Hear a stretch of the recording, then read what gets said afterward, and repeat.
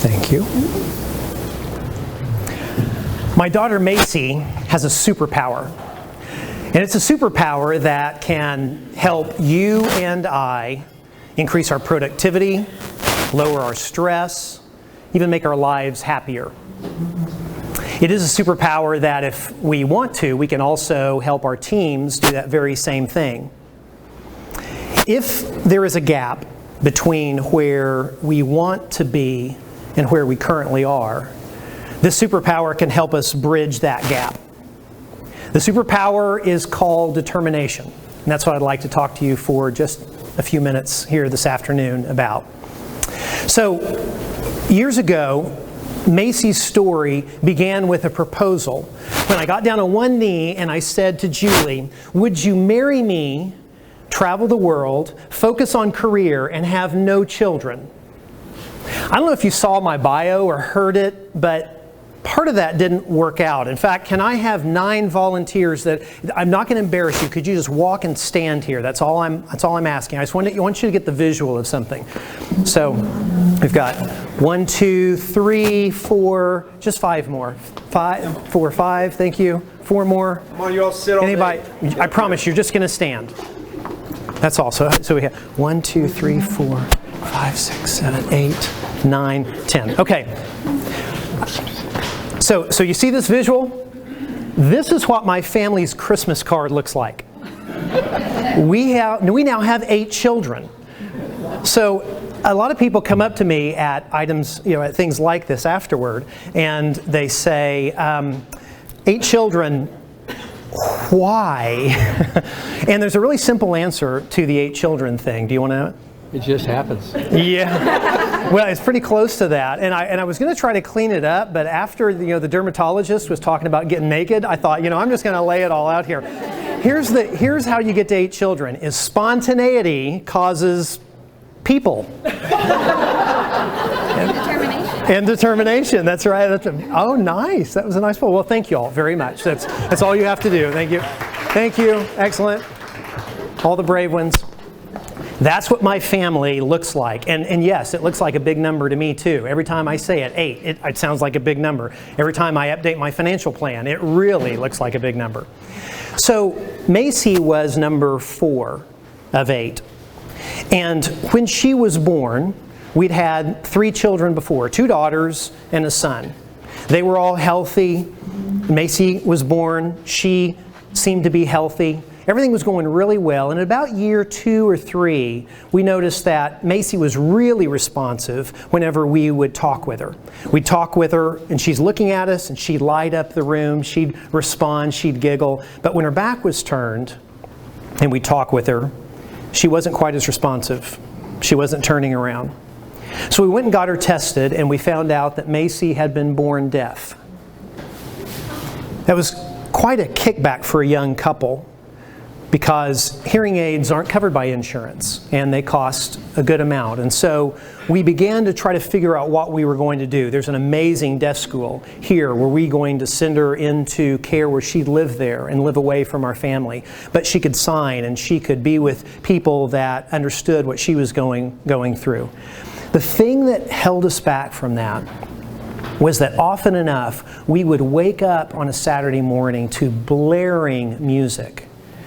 And Macy would be close to the stereo with her head on the speaker with the music blaring as she just listened to music and would pull back and dance. She loved music. We'd read a physician who was in Japan who had written a lot about the hearing impaired. And he said actually that a lot of tests show that if someone is born deaf, they're really not completely deaf. There's always, for 95% of humans, there is usable hearing there. It's just over time the brain sees that as superfluous noise, begins to ignore it, and then those pathways atrophy. And we thought, how can we make that decision for our daughter at age 2 when she is seeking to engage with her world, and especially with music, so much. And so we embarked on the path for this pretty controversial therapy called auditory verbal therapy, where we got her bilateral hearing aids on both sides, and we began to cover our mouths, forcing her to listen. We recognized that Macy heard this world different than the rest of her family did. And so in order for her to help her be her best, we had to approach her, we had to engage her in different ways. And so she learned, and she focused, and she would watch lips. To the point that we had strange instances going on around our house. At this point, Macy was maybe 5 or 6, and she and her just older brother, Justice, were always arguing, always fighting. And most parents, good parents, you parents, would probably come in and say, "Stop the arguing, stop the fighting, we don't want that." But what we did was we jumped in and said, "Yeah, argue some more. The deaf kid's arguing. She's hearing enough to decipher what she needs to say. She's speaking back quickly. The hearing, this hearing impairment is not holding her back. So yeah, argue." And our friends would look at us and say, "That's going to story one of these days." And it may still. It was really funny though at the point, because Macy would be arguing with her brother, and her brother would say, You just aren't doing what I told you to do. You're not playing right. You're not listening to me," which is an ironic thing to say to his hearing impaired sister, but he's only 6 or 8 at this point. And it would get to the point where Macy would look at him at one point, and she would reach up, flip off those hearing aids and say, "I can't hear you anymore." And he lost his mind. That was the most fun part to watch right there, him losing his mind. But she's pushing herself into language. So today, Macy's 20. And Macy hears very well. She loves music, and she has a second superpower.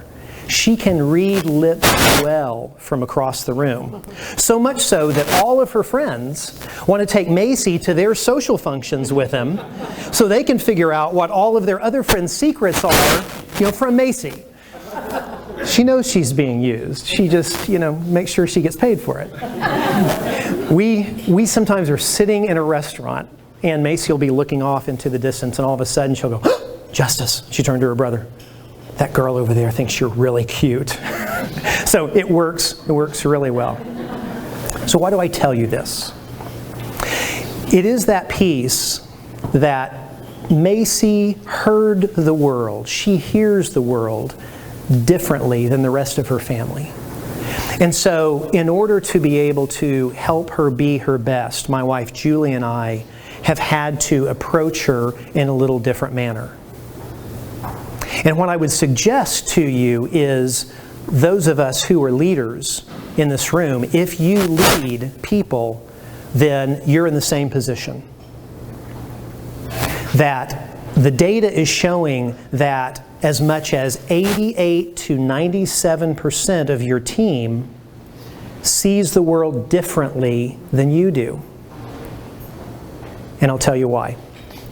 Has anyone ever heard of the DISC exam, DISC personality exam? Okay, this is, for those who haven't, it is a personality exam that was put together by a Harvard researcher named William Marsden. And it asks a lot of questions that you don't quite know what they're trying to get at. But then it comes and it tells you you're probably in one of 4, or a mashup of 4 different personality quadrants. D, which is dominant, I, which is inspirer, S, which is steady, and C, which is conscientious. All right? So if you are a leader in your organization, you're a manager, or especially if you started the organization, you are most likely, you've got a greater than 50% chance of being a D. Here's the rub. Ds only make up 3 to 12% of the general population. So at least 88% to 97% of your team views the world differently than you do. They get excited by things other than excite you. They are motivated by things that are different than motivate you. So let's talk about this further. I first ran into this when I met Mr. Clean the Marine. at the W. There was an event downtown. I dropped into the W's. Anyone ever been there? That great little red room they have in there. It's kind of equal parts exciting and scary. You know, you kind of expect for the Wicked Witch of the West to come jumping out at any point, which kind of makes it exciting.